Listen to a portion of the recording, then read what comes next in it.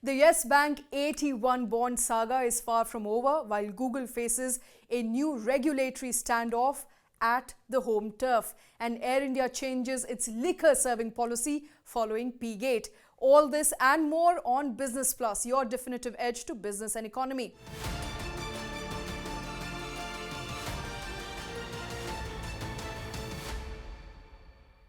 In a major relief to investors, the Bombay High Court has set aside a March 2020 order to write off loans worth 8,415 crores of Yes Bank's additional Tier 1 bonds pegged as the super fixed deposits. Yes Bank had sold 81 bonds to more than 1,300 investors. The bonds were later written off as a part of Yes Bank's bailout package, leaving investors holding the bag.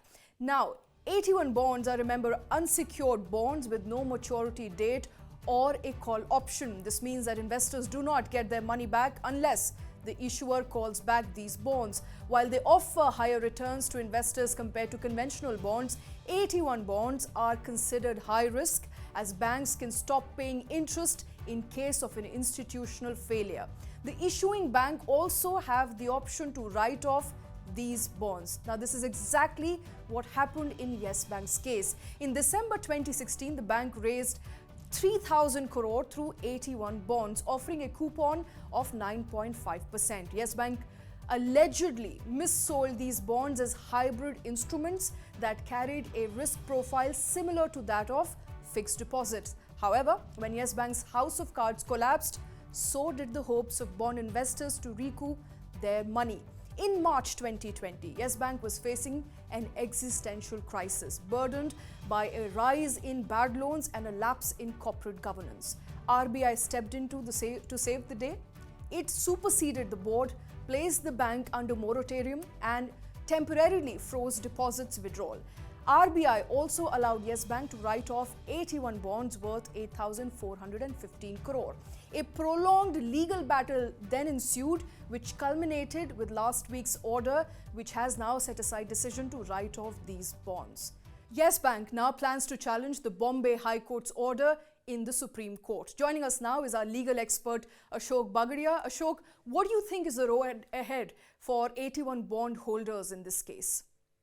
As far as the Bombay High Court order is concerned, it's a huge relief for the 81 bond holders, because what had really happened was after Yes Bank went bankrupt, the RBI stepped in and instituted an administrator to restructure the bank. And the administrator had written off these 81 bonds, which are worth almost 8,000 crores. Now what happens is, when the administrator wrote off these bonds, the people who had bought these bonds were left high and dry. But the Bombay High Court has ruled that now the administrator had no power to write off these bonds. So this is good news for the investors. But how it will play out in the Supreme Court, it's a little difficult to say. But it looks that, considering that the Bombay High Court has taken a strict legal view, whether the administrator had the power to write off the 81 bonds or not, it looks like that the Supreme Court could also go ahead with the same view until and unless it was persuaded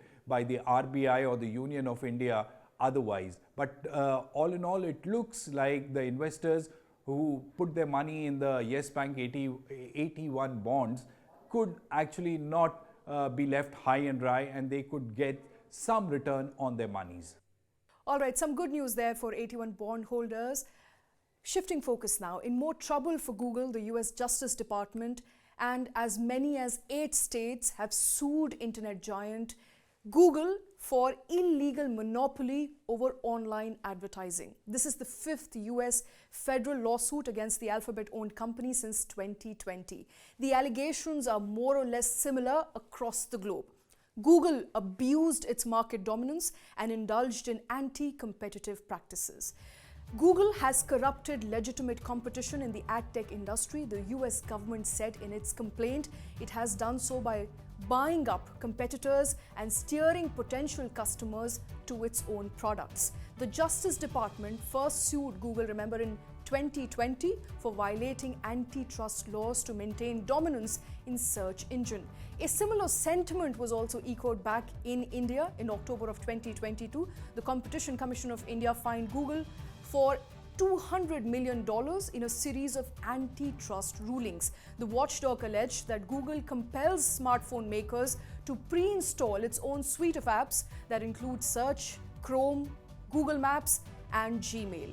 Google is also facing similar antitrust fights in other countries. In 2016, Russian antitrust officials fined Google for $6.8 million, ruling that Google's Android operating system abused its market position to prioritize Google product in the country. The European Commission fined Google for $2.7 billion in June 2017 for, again, anti-competitive practices in the company's online shopping service. 2 years later, in June 2018, European Union fined Google for $4 billion for prioritizing its own search engine on the Android operating system. Google agreed to pay a rough amount of $270 million in fine in 2021 and also agreed to make changes in its business practices as a part of its settlement with French antitrust regulator who had accused the company of abusing its market dominance in online advertising market. Now, China also initiated antitrust investigation into Android's market dominance of mobile operating systems in 2022. With the latest antitrust action, the news is now tightening around Google.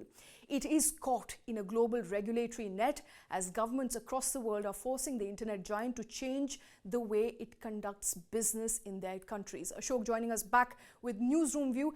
Ashok, what's the way out for Google? As far as the technology major Google is concerned, it is in a very tight spot globally as far as its position in the world market is concerned. Now, there has been a spate of litigation in which Google has been involved. First, it was Russia, then European Union, then India. And now what we are seeing is that 8 more suits have been brought against Google in the United States of America. First, it was the federal government. Now, there are some state governments which have joined the bandwagon to bring litigation against Google. Now, what if we were to see the pattern since 2016, it looks like that Google will it will be very difficult for Google to wriggle out of this sticky situation, and they will have to pay up the penalties for abusing its dominant position in the market. And as we have seen in the past, in European Union imposed a penalty of $4.2 billion, and they paid up, and they have also agreed to actually revise the methods or the procedure by which they do business. So it looks like that Google has no way out, and it will have to change the way it does business in the market. Google there will have to change the way it does business in the market. That's the view coming in from our newsroom. Thanks very much for all those details. Shifting focus now. Moving on to news from aviation world. If you are one of those who enjoys a strong dose of alcohol to get over tiredness of long flights, then this is a dampener for you. Air India, in the aftermath of the P-Gate incident, has modified its policy of serving alcohol in flights. Now, the P-Gate incident has forced airline to review the way it engages with customers on long-haul international flights. That includes how to politely say no to passengers when it comes to excessive requests for booze. Air India has now come up with a new set of rules which empowers the cabin crew to tackle inebriated passengers. Now, according to the revised policy, Air India empowers its cabin crew to deny boarding or refuse service of liquor to guests. The airline has also issued a set of do's and don'ts for the service refusal. These require the cabin crew to be polite and avoid value judgments, and also use tact to inform guests that they will not be served alcohol. Announcing the change in its liquor serving policy, Air India said that it took inputs from foreign carriers and the US National Restaurants Association's guidelines that are out there. The carrier has emphasized that it is important to distinguish behavior that may simply be a person's personality trait, such as talking or laughing louder, from behavior that might be a result of cultural background. The Tata Group-owned airline was slapped with, remember, 2 penalties in January by DGCA for its inability of the crew to take correct measures after the P-Gate scandal came to light. And that's all we have in this edition of Business Plus. For more incisive news analysis and cutting-edge documentaries, keep streaming Newsline Plus. Thanks for watching.